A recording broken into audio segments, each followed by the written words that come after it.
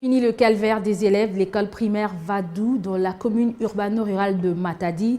Ces derniers vont désormais étudier dans de très bonnes conditions grâce à l'entreprise manutention de marchandises Matadi Gateway Terminal qui vient de construire un bâtiment scolaire moderne répondant aux normes acceptables. Cet édifice scolaire a été remis au ministre provincial de l'EPST de la province.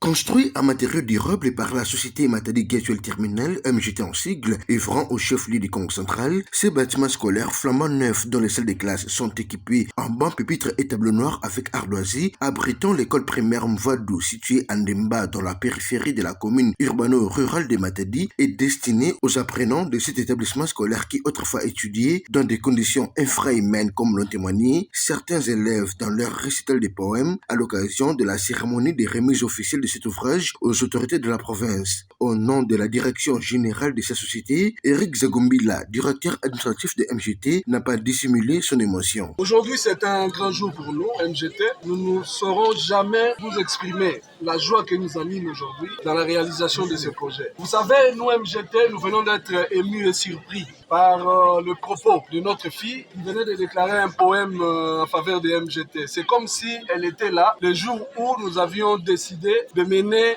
cette prospection pour la construction de ces bâtiments. Grâce à ces dons, l'entreprise Matadi Gateway Terminal, spécialisée dans les activités portuaires, notamment l'embarquement et le débarquement des produits manutentionnés, entend améliorer les conditions d'apprentissage des écolières et écoliers de cet établissement scolaire situé dans la périphérie de la ville de Matadi. 53 000 $ américains, c'est le coût global décaissé par MGT pour la construction de cette infrastructure scolaire dotée de 6 latrines. L'occasion pour le directeur de la province éducationnelle Congo central 1 de demander aux élèves et à leurs parents, qui pour la plupart habitent ces coins de la ville portuaire, d'en faire bon usage. Réalisant l'éclat de cette cérémonie, Carole Ketazabo Itambo, ministre provincial de tutelle, qui a procédé à la coupure du ruban symbolique et à la remise des clés au chef de l'établissement avant d'effectuer la visite guidée des salles de classe, à la grande satisfaction des élèves et enseignants, a au nom du gouvernement provincial du Congo central exprimé sa gratitude à l'endroit de MGT. L'intérêt que nous apportons à MGT, mais l'intérêt est grand parce que c'est une grande société d'abord. Quand une grande société comme